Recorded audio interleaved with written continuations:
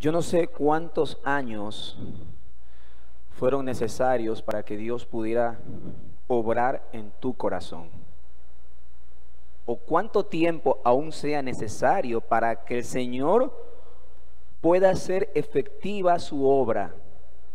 Vamos a ver hoy el caso de un hombre que dice la Escritura que esperó 38 años para poder recibir la bondad y misericordia de un Dios poderoso, y que le hizo una sola pregunta: ¿quieres ser sano?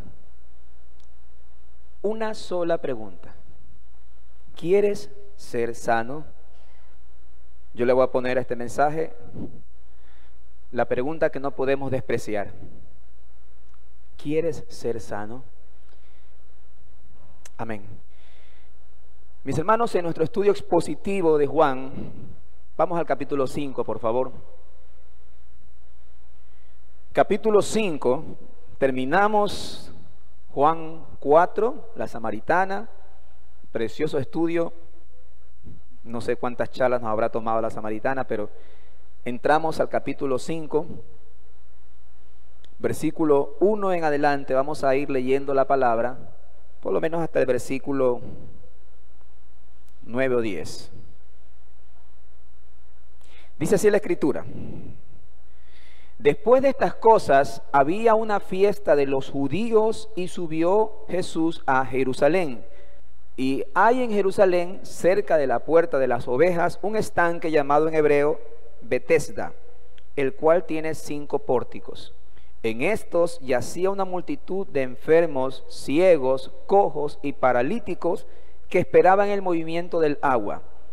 Porque un ángel descendía de tiempo en tiempo al estanque y agitaba el agua, y el que primero descendía al estanque después del movimiento del agua quedaba sano de cualquier enfermedad.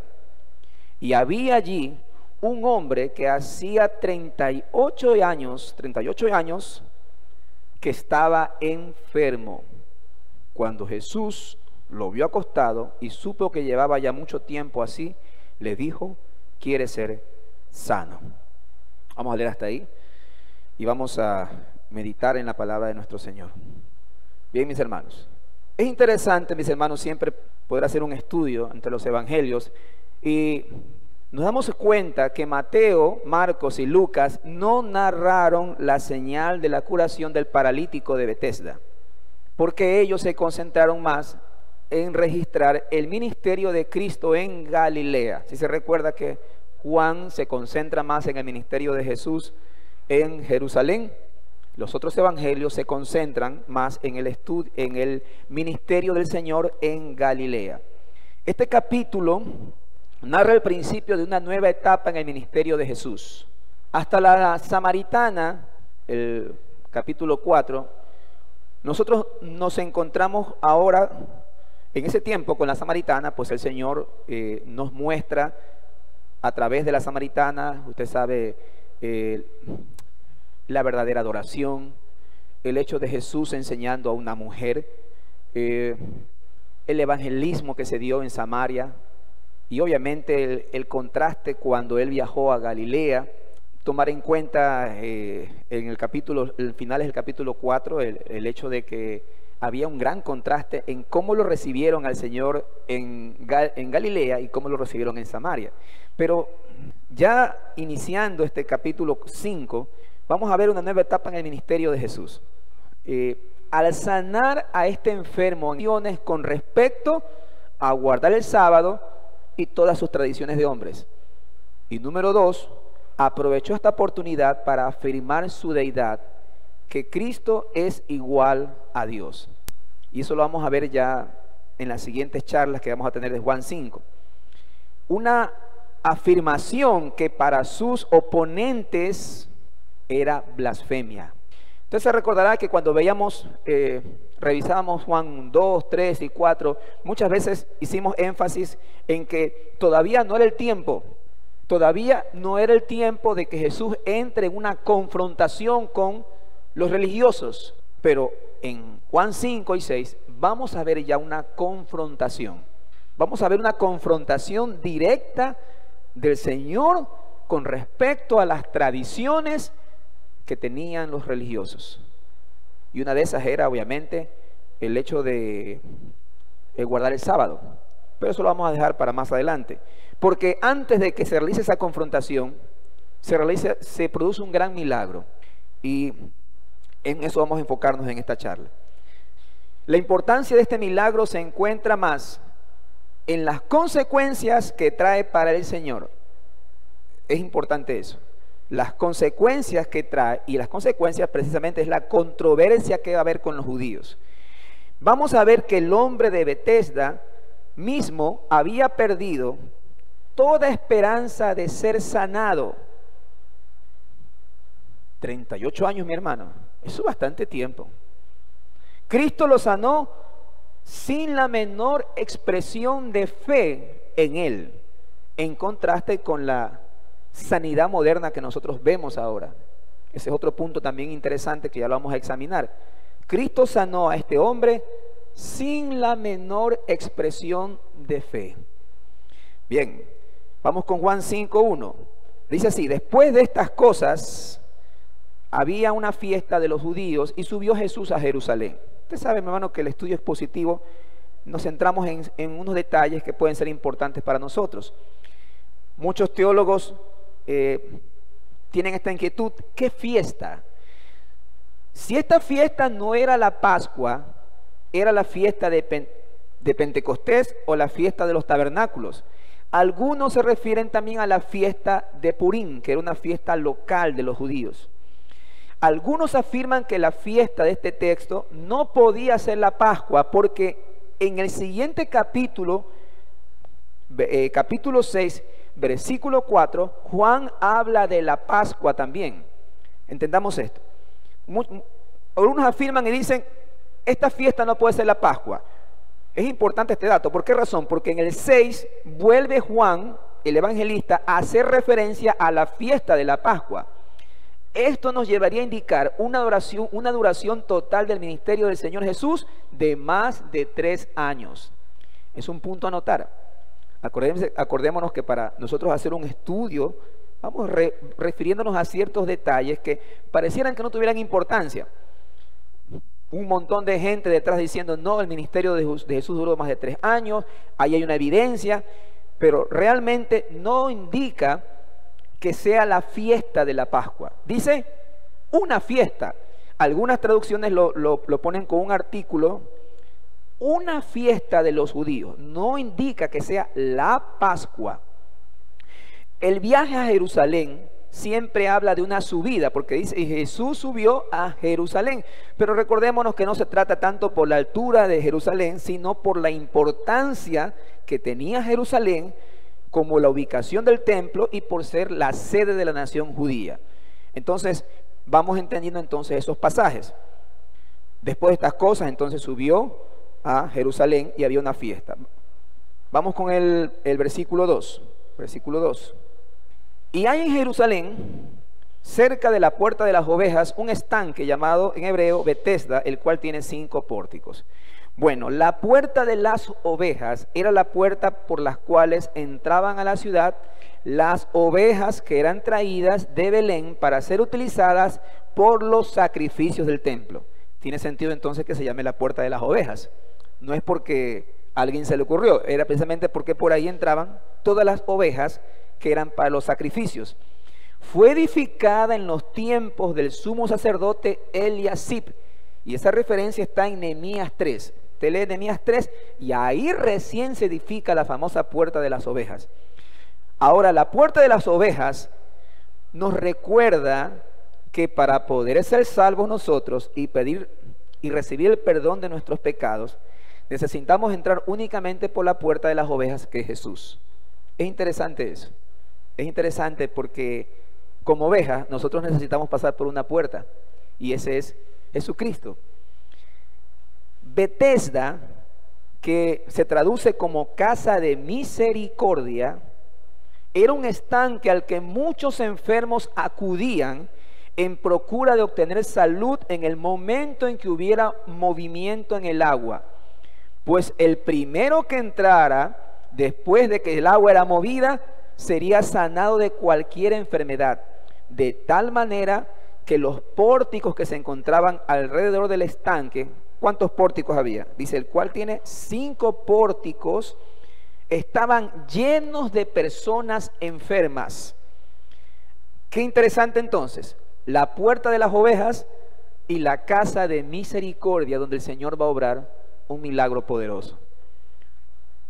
Para nuestras vidas, nosotros debemos entrar por la puerta que es Jesucristo, y vamos a encontrar, obviamente, así como encontramos en la iglesia, vamos a encontrar su misericordia revelada a través de su palabra. Ahora, hace pensar en la iglesia local como es el lugar donde están los necesitados, así como ¿cómo habrá sido la imagen de Bethesda, no? Los enfermos, los paralíticos, un montón de gente apilados, unos en el agua, o sea, se parece mucho a lo que la iglesia ofrece para este tiempo, donde con sus puertas abiertas para todos aquellos conscientes de su necesidad para buscar precisamente un milagro. Ahora, obviamente, nosotros lo que vamos a, si podemos nosotros hacer una comparación de Bethesda con la iglesia local, usted lo que va a encontrar aquí es la palabra de Dios, porque la palabra es lo que los santifica. Tal vez muchos esperarán una sanidad o querrán recibir algún milagro, pero qué milagro más precioso que la palabra siendo predicada. ¿Por qué le hago estos comentarios? Porque cuando se estudia este pasaje de la sanidad del paralítico en Bethesda, muchas veces se llega a espiritualizar este pasaje, y no quisiera tampoco llegar a eso. Con todos mis hermanos, es un evento que se está dando donde Jesús va a hacer un gran milagro. Para aquellos que pueden ver, pueden hacer una comparación de Bethesda con la iglesia. Sí, claro, la iglesia se ofrece como un lugar donde vienen muchos con sus necesidades, pero a diferencia de Bethesda, lo que aquí va a encontrar el necesitado espiritual es la palabra de Dios predicada. ¿Sí se da cuenta? Porque si cayéramos en lo que todo el mundo hace, ofrecer milagros, sanidades, bendiciones materiales, nos estuviéramos apartando del propósito de la Escritura.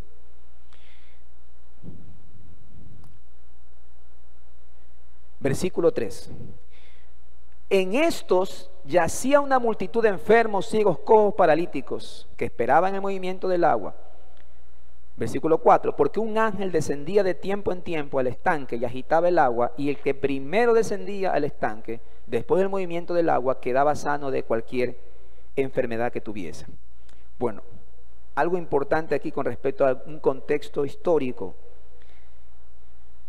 Los mejores manuscritos, cuando hablamos de manuscritos, hablamos de las copias del original, que se hicieron en los primeros 100 a 200 años de la iglesia. En los mejores manuscritos realmente no se incluye, voy a decirlo de otra forma, se incluye solamente esto. Juan 5:3. En estos yacía una multitud de enfermos, ciegos, cojos y paralíticos. Hasta ahí. Toda la explicación que usted va a encontrar del movimiento del agua y del ángel que descendía y todo esto, no se encuentra en todos los manuscritos originales. Por eso se piensa que obviamente fue la labor de alguien que quiso tratar de explicar por qué había tantos enfermos en el estanque de Bethesda. Obviamente, como cualquier persona que cuenta la historia, le gusta contar los detalles. Y sabiendo que Juan, acuérdese que Juan, los mejores historiadores hablan de que Juan fue escrito por el año 80 y dirigido especialmente para toda la iglesia. Entonces, a alguien, me imagino, se le ocurrió dar una explicación. Aún así, mi hermano, por esto y por la evidencia de otros manuscritos donde sí está, no queda definitivamente excluido.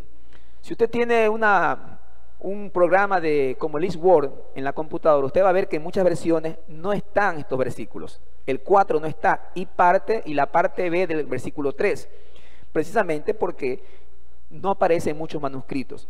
Pero ya en algunos padres de la iglesia, como Tertuliano, del año 145 después de Jesucristo, hay la evidencia de este pasaje. Por eso no se lo excluye. Además de eso, mi hermano, de todas maneras, se trata de la opinión de los enfermos. No que el Espíritu Santo aprobara necesariamente esa idea. Encontramos que es la opinión para dar a conocer por qué había tanta gente ahí, tantos enfermos. Pues ellos pensaban, tenían en su mente que cuando el agua se movía es porque un ángel estaba ahí. Entonces toditos los que estaban enfermos trataban de llegar primeritos ahí para tener su sanidad. Eso era lo que ellos tenían en mente. Por eso existe la posibilidad de que sea una opinión acertada, culturalmente para ese tiempo hablando. Pero lo más importante para nosotros es el verdadero milagro que hizo Jesucristo en este hombre que vamos a ver, el paralítico de Betesda, y el resultado que se da de esta sanidad. De eso, mi hermano, no hay ninguna duda. Entonces, sí es bueno conocer como un contexto, ¿no?, histórico, el hecho de que algunas Biblias no incluyen el versículo 4. Buen punto ese, buen punto, porque a veces nosotros, si desconocemos esto, ¿qué pasaría si desconocemos este asunto histórico? Bueno, entonces vamos a poner un agua aquí cada vez que se mueva, venga y meta la mano, porque la palabra dice que había un ángel que lo hacía, y el ángel sigue todavía vivo, no mueren los ángeles, así que, y comienza una enseñanza tergiversada, la palabra queda en segundo lugar, y vamos luego a parecer en cualquiera de las otras sectas tal vez, o falsa enseñanza, o mala enseñanza, incorrecta, más enfocados en sanidades, en experiencias. Bueno, si no es el agua, usted ha escuchado muchas cosas parecidas. Si no es el agua, puede ser, qué sé yo, la luz o una experiencia por ahí, y la gente anda detrás de todo eso. Pero por eso es importante conocer que este versículo, esta explicación que se da de lo que acontecía ahí, no aparece en todos los manuscritos. Y eso habla claramente de que el Espíritu Santo no es que esté aprobando, es el producto de una cultura local, así como nosotros también tenemos muchas. Localmente hablando, hay gente que está detrás de todas estas situaciones que se dan muchas veces, y eso no implica obviamente que Dios apruebe esas situaciones. Bueno, llama la atención, interesante también, llama la atención que antes de venir a Cristo, sea sincero, muchos andábamos buscando el movimiento de las aguas, ¿sí o no? Haciendo filas para sacar el agua bendita, echárnoslas en la cabeza y muchas cosas, metidos en falsas creencias, tradiciones de hombres, sin darnos cuenta de la verdad del evangelio que se predicaba para todos los hombres. Bien, ahora vamos con el versículo 5. Y había allí un hombre que hacía, o sea, con un tiempo de 38 años, estaba enfermo. Jesús, que supo que el paralítico llevaba mucho tiempo en esa condición. Mire, Jesús supo de la condición de él. 38 años. Ahora, no hace referencia tanto a la edad, no es la edad del hombre, es 38 años ¿de qué? De estar esperando. ¿Usted se imagina 38 años de estar esperando en tradiciones y creencias fofas y huecas? 38 años, toda una vida, mi hermano. Y claro, usted va a ver la frustración de este hombre, porque En 38 años se le habían adelantado para sus sanidades y él no podía. Y 38 años nadie le había dado la mano para, aunque sea, decirle: aquí estamos contigo y cuando venga el ángel moviendo el agua, te pegamos un salto y te mandamos al agua de una para que seas el primero en caer. No había tampoco eso. 38 años de una espera larga en tradiciones. Y no se parece mucho a la espera que nosotros hicimos antes de venir a Cristo. Y a veces, ya como iglesia, caemos también muchas veces en tradiciones que están lejos de una correcta interpretación de la Escritura. Llegamos también a ese punto muchas veces, esperando cuando Dios nos revela claramente en su palabra los propósitos que Él tiene para su iglesia local. Nosotros, por ejemplo, como Torrefuerte, vamos a cumplir, no recuerdo exactamente, 20 años, ahora en abril. ¿Cuántos exactamente? ¿Alguien? Bueno, eso hay que tenerlo exactamente. Y muchas veces como iglesia también hemos estado dando también casi más de 15 años, dando vueltas en los mismos asuntos. Y yo creo, mi hermano, que es hora de que usted se involucre en este año para lo que queremos hacer como iglesia localmente. Versículo 6.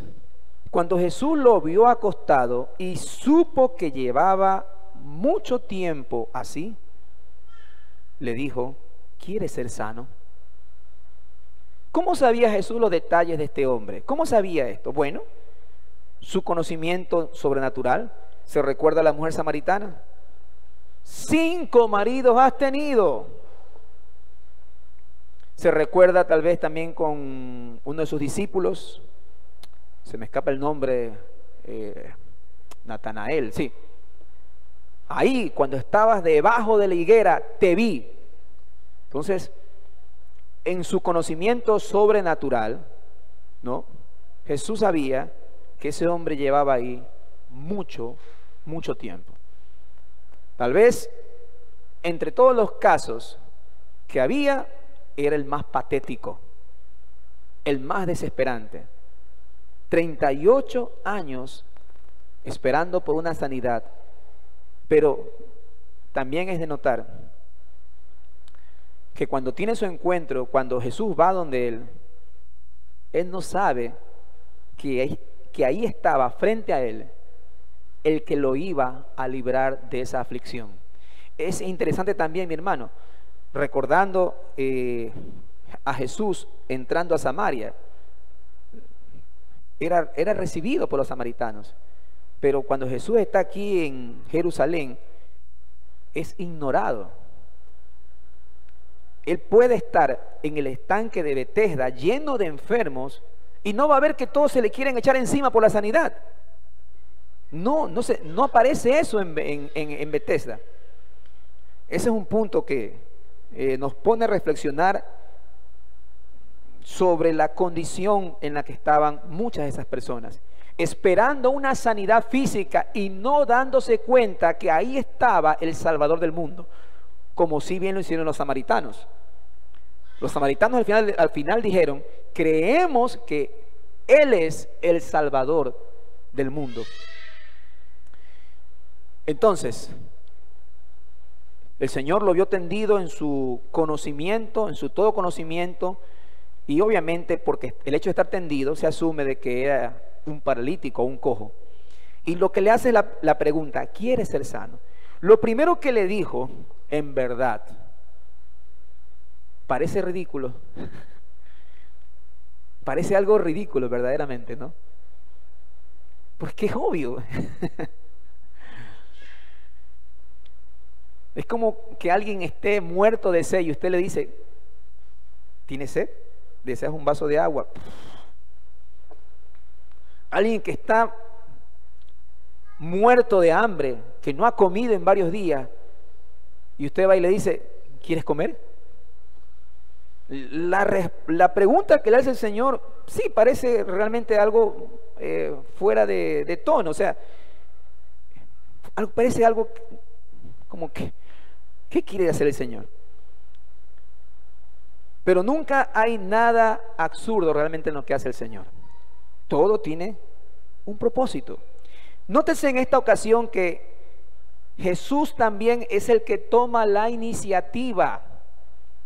Como bien les expliqué hace un momentito, llama el hecho de que Jesús es el que toma la iniciativa en todos los milagros registrados en este evangelio, excepto cuando sana al oficial del rey en Juan 4:43, donde el oficial del rey vino a Jesús para que le sane a su hijo. Pero en las demás sanidades es realmente Jesús quien toma la iniciativa. Ahora, esta pregunta, ¿quiere ser sano? Lo que nos muestra a nosotros es muy claramente la imposibilidad en el caso de este hombre de que él pueda ser salvo, sano por sus propias fuerzas. Y el único que le puede dar una solución verdadera. Porque si usted hubiera estado ahí y le hubiera hecho la misma pregunta, usted le hubiera garantizado que él se hubiera levantado. Eso solamente lo podía hacer el Señor. Como en el caso de Lázaro, que vamos a ver más adelante, después. Abran, saquen la piedra. Señor, pero si tiene ya 4 días y fuchi, apesta. Lázaro, a ti te digo, levántate. Sáquenle las vendas. O sea, solamente el Señor puede hacer algo que es imposible para nosotros, posible. Y es obvio que todos conocían, todos habían visto a ese hombre 38 años. Estamos hablando de casi 2 generaciones. Imagínense. Usted siendo de 15 años va al estanque de Betesda y lo ve al hombre ahí. Usted se casa, tiene hijos, familia, y sus hijos van y lo siguen viendo al hombre, al veterano de Betesda. Ahí sigue. Y toda la gente, y papá, y ese hombre está esperando su sanidad. 38 años. Entonces, el Señor obra de una manera poderosa, porque para todos realmente era algo imposible. Imposible. Y las palabras de este hombre van a demostrar también algunas cositas que vamos a examinar aquí. Una de ellas es: Señor, no tengo quien me meta al estanque. Jesús vio al paralítico. No fue al contrario. Fue Jesucristo, el Hijo de Dios, hecho hombre, que se dignó a mirar al que estaba postrado. Inicialmente el paralítico ni siquiera se percató de la presencia de Jesús, sin saber que su persona no le era indiferente a los ojos de aquel que había descendido del cielo. Como muchos de nosotros, nadie podía hacer esa transformación que Él ha hecho en nuestras vidas hoy por su sangre preciosa. Nadie. Como muchos de nosotros ignorábamos de las cosas de Dios y estábamos hundidos en el pecado. Y tal vez buscábamos algún aliento para nuestras debilidades o para nuestras flaquezas o para nuestras aflicciones. Al igual que este hombre, 38 años, igual que muchos de nosotros antes de venir a Cristo. Ahora, examinemos el versículo 7, Juan 5:7. Señor, le respondió. Y miren cómo se dirige a Jesús. Señor. ¿Sí se da cuenta? Le respondió el enfermo: no tengo quien me meta en el estanque cuando se agita el agua, y entre tanto que yo voy, otro desciende antes que yo. ¿Usted no nota en las palabras una frustración? Es obvio. 38 años de frustración. Tanto tiempo. Tome en cuenta eso. Ahora, ¿qué esperaba él? El movimiento del agua. Él creía que su milagro estaba asociado ¿con qué cosa? Con un evento físico como el movimiento del agua. Jesús llega y se presenta en un día en que nadie estaba esperando por un milagro, ni por el movimiento del agua. Tal vez todo el mundo la expectativa, pero en ese momento nadie esperaba que Jesús esté ahí. Y eso me recuerda también al profeta Elías. ¿Se acuerda que el profeta Elías, dónde quería ver a Dios? En los truenos, en el terremoto, en las tempestades. Y el Señor le dice, en el silbo apacible, ahí estoy. Asimismo, todo el mundo en Betesda esperando que se mueva el agua. Todo el mundo esperando algo que podamos ver, que podamos tocar, que podamos percibir. Y Dios no obra de esa manera. Él sigilosamente entró y estaba en medio de un lugar donde había mucha necesidad. Pero todo el mundo esperaba, ¿qué cosa? Que se muevan las aguas. Y sabemos que Dios no obra como nosotros pensamos. Entonces, número uno, parte de la frustración era esperando el movimiento del agua en el paralítico. Número dos, ¿qué esperaba el paralítico? Que el ángel se aparezca para que mueva el agua. Es impresionante, pero es caótico. Lo caótico que esta fe se presenta en el paralítico. Este hombre estaba delante del Creador de los ángeles, Cristo, Jesús, Dios encarnado, pero su fe seguía sujetada a un ángel. Porque a la larga, mi hermano, la ceguera del pecado hace eso. No podemos ver a Jesús. Número 3, creía también.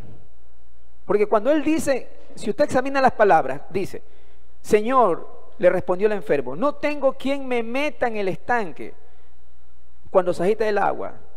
Señor, yo estoy paralítico, así que todo el montón de amigotes que tengo aquí o de desconocidos, nadie me da la mano para meterme. Así que si yo estoy así es porque no tengo quien me meta en el agua. Entonces, si usted examina esas palabras,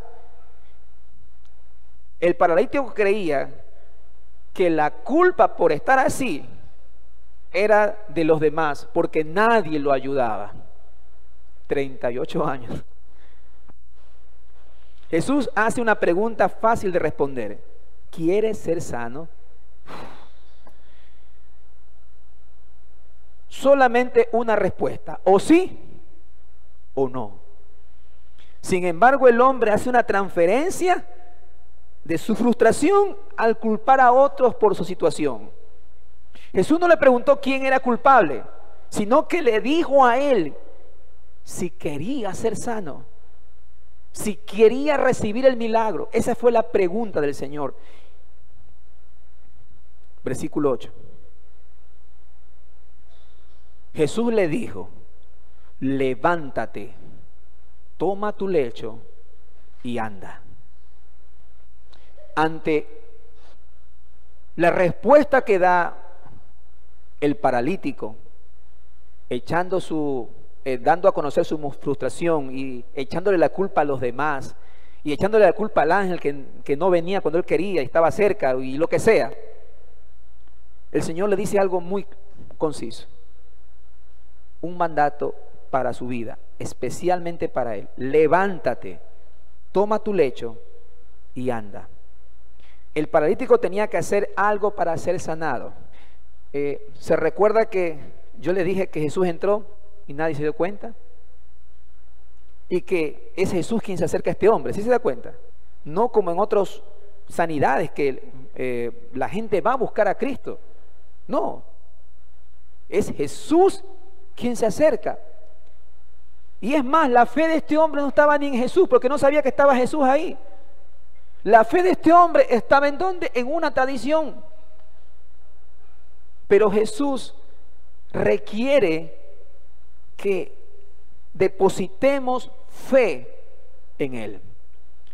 Porque Él tenía que creer, básicamente tenía que confiar en Jesús.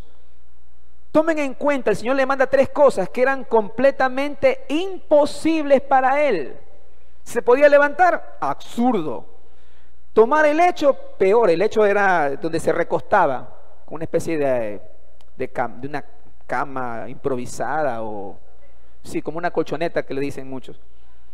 No podía levantarse, peor aún, tomar su lecho y peor aún, salir andando. 3 cosas imposibles. Y él no tenía ninguna fe hasta que el Señor lo confronta y le dice: levántate, toma tu lecho y anda. Qué desafío para un hombre que acababa de confesar su completa incapacidad y frustración. Qué desafío. Pero el hombre percibió tal autoridad y poder en las palabras de Jesús, que confió y obedeció lo que el Señor le mandaba. Tal vez en ese momento, no sé, o sea, ¿cómo me pide él eso? Tal vez comenzó, depositó confianza, ¿sí se da cuenta? Depositó confianza, porque ¿qué podía perder? Sencillamente hacerlo, y a lo mejor vio que ya movía un dedo y comenzó a mover la pierna, las rodillas. Entonces fue cuando descubrió que el Señor le mandaba algo específicamente a él. Y en ese momento las fuerzas y las capacidades necesarias para llevar a cabo. Eso es importante también. Porque si el Señor le manda algo, es el Señor que tiene que darle las fuerzas para que esas piernas endebles vuelvan a tener su fuerza y la capacidad necesaria para salir caminando. Porque él no tenía ninguna fe cuando Jesús no estaba con él. Ahora, es interesante el versículo 9 que dice: y al instante aquel hombre fue sanado y tomó su lecho y anduvo. Al instante. Por eso es que esta sanidad, mi hermano, contrasta con las sanidades que tenemos hoy en una iglesia que ha caído en apostasía, donde ni siquiera sabemos si es sano o no es sano, solo porque medio se levantó y hay muchas cosas fraudulentas y falsos testimonios, pero vemos nosotros una sanidad al instante. Y el evangelista Juan lo escribe ahí: al instante. El término subraya la naturaleza milagrosa, instantánea y permanente de su sanidad. La sanidad del paralítico fue instantánea y completa. ¿Por qué? Porque fue sanado, tomó su lecho y se fue caminando. No era como los casos modernos que pretenden ser sanidades como las de Cristo. A veces estos casos modernos de sanidades, muchas veces, como no fue instantáneo, no, el Señor va a ir poco a poco, y pueden pasar meses y no hay nada. La sanidad que da el Señor es instantánea, en el momento. Ahora, una pregunta que me viene a la mente y que la comparto con ustedes: ¿por qué Dios escogió solamente a ese hombre? ¿Cuántos enfermos, paralíticos, ciegos, cojos, no sé, cuántos no habrá habido en ese momento? ¿Será que era el único que había? No, porque eso no dice la Escritura. ¿No había más enfermos? Claro que había más enfermos en ese lugar. ¿Podemos pensar que Dios es injusto porque solo tomó en cuenta a ese hombre? Sería también absurdo. Es intrigante que Jesús haya escogido un solo hombre entre todos los enfermos al lado del estanque para sanarlo. Ahora, Juan el Evangelista no explica este acto de elección soberana. Él es Dios y Él hace como Él quiere. ¿Es acaso lógico pensar que Jesús no se compadecía de los demás? ¿O que también los demás enfermos no merecían su atención? ¿O que los demás no responderían finalmente con fe como lo hizo este hombre? Una vez más, Dios no nos da la explicación de su elección, aunque sí sabemos que la gloria es para Dios mismo en todo lo que Él hace y que el hombre no puede cuestionar. ¿Por qué digo esto, mi hermano? Porque ahora estamos tan llevados nosotros a que si pensamos que alguien hizo algo que fue favorecido para unos y el resto no tiene también derecho, qué injusto. Yo recuerdo que hace 2 o 3 años, siendo profesor allá en el colegio, recuerdo cuando el tiempo había, acuérdese cuando había los trimestrales, no los quinquimestres como ahora. Se recuerda que en el examen, en el último examen, el maestro podía otorgar algo que se llamaba, ¿cómo se llamaba? Al alumno. Exoneración. Era una potestad del profesor exonerar. Entonces, sucede que una vez entraron mis alumnos, lo que yo hago como maestro es que hagan el examen. Y a medida que van haciendo el examen, me voy acercando donde ellos y le digo, exonerado. Bueno, cada uno tiene su forma y el proceso. Recuerdo que un curso entró y esos chicos se portaron mal. Se portaron horrorosamente. Hacían escándalo. Entonces, a mí me dio solamente, yo les dije, en este curso no va a haber ninguno exonerado. Hicieron todos el examen. Al día siguiente, como había exonerado a otros cursos, ¿qué creen que pasó? Me sentaron ahí y dijeron, pero si usted exonera a los demás, tiene también que exonerarlos a ellos. Digo, pero no voy a exonerarlos a ellos porque ellos no se merecen la exoneración. Entonces, siempre tenemos la tendencia, aunque era la potestad, eso es lo que se solía hacer, ¿no? Se solía hacer y lo que queremos para los demás, lo que queremos para uno, lo queremos para todos. Y me hicieron un problema y que esto y que lo otro, pero a la larga no exoneré a nadie. Me mantuve en eso. Aunque no lo crea, cuando leemos esto, habrá muchos que cuestionen y digan, ¿por qué el Señor solamente salva a uno y el resto qué? ¿Acaso Dios es injusto? ¿Acaso Dios no es injusto por lo que está haciendo? Pero claro, ese razonamiento no es conforme a la voluntad de Dios, porque para nosotros sí existe un propósito de la sanidad. El capítulo 5, el inicio del capítulo 5 habla de esta portentosa sanidad, pero la sanidad no es el propósito de lo que quiere enseñarnos. Sí nos deja un propósito que es la gloria de Dios. Él hace como Él quiere y Él opera como Él quiere. Pero lo siguiente que vamos a ver y que ya no voy a alcanzar a tratar en esta charla es precisamente ver lo que acontece con ¿quiénes? ¿Con quiénes creen ustedes? Con los fariseos y religiosos, donde usted va a ver cara a cara al Señor confrontando su hipocresía. Y ahora sí, ya el Señor, ya no vamos a ver a Juan que dice, todavía no había llegado su hora. Ahora sí vamos a ver al Señor confrontando la hipocresía de los religiosos que ponían a todo el pueblo en cargas duras y en tradiciones de hombres.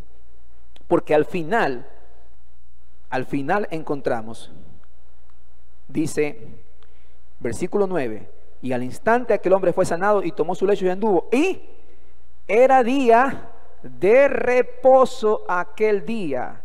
Versículo 10, entonces los judíos dijeron a aquel que había sido sanado, es día de descanso, día de reposo, no te es lícito llevar tu lecho.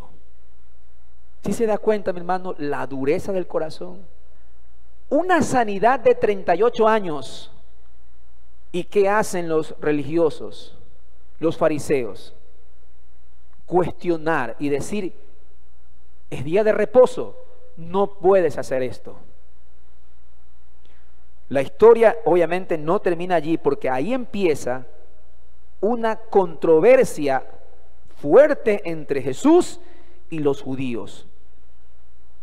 Porque aunque pudiéramos pensar que un milagro de sanidad tan extraordinario alegraría a todos los que llegaron a conocer a este hombre, el hecho no fue así. Porque al final los religiosos lo que hacen es planear, ¿qué cosa? La muerte del Señor. Y eso lo vamos a ver en la próxima charla. Entonces, el Señor obra como Él quiere. Su propósito no está centrado tanto en el milagro en sí, sino en recibir la gloria y en la controversia que va a darse entre judíos y el Señor Jesucristo, que es lo que vamos a revisar la próxima semana. Mi hermano, para cerrar, si usted quiere llevar una aplicación del mensaje,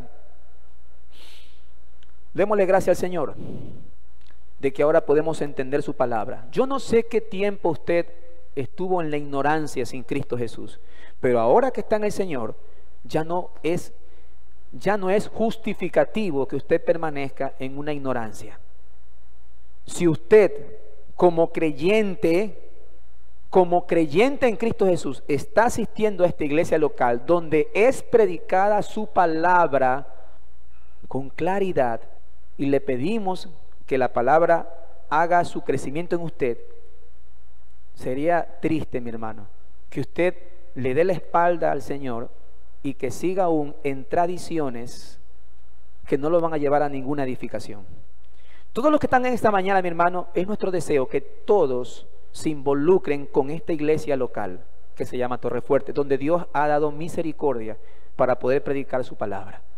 Pero es necesario, hermano, que se involucre. Es necesario que tome esto, que deje ya de tanto de estar andando por ahí y por allá, que entre en la visión de esta iglesia. Qué triste, mi hermano, escuchaba a Spurgeon con este mismo mensaje que les llevaba a la audiencia de ese tiempo. Él les decía a la gente que estaba escuchando su mensaje: claro, pensamos en el paralítico, 38 años, pero ¿y ustedes? La palabra de Dios está siendo predicada en este momento, decía Charles Spurgeon, y estoy parafraseando su mensaje. La palabra de Dios está siendo predicada. Jesús está presente en su palabra, y muchos de ustedes, decía el pastor Spurgeon, muchos de ustedes todavía siguen en la ignorancia, en tradiciones huecas y fofas, y no buscan o no se fijan que delante de ustedes está siendo predicado el mensaje del Evangelio, el único que puede dar la sanidad que tanto desean. Y ahí es obvia la pregunta: ¿quieres ser sano? Si dices que sí, entonces, mi hermano, involúcrate con esta iglesia local que se llama Torrefuerte. Y una vez más, hago el énfasis de este año para el evangelismo. Y involúcrese, mi hermano. No le dé la espalda al Señor.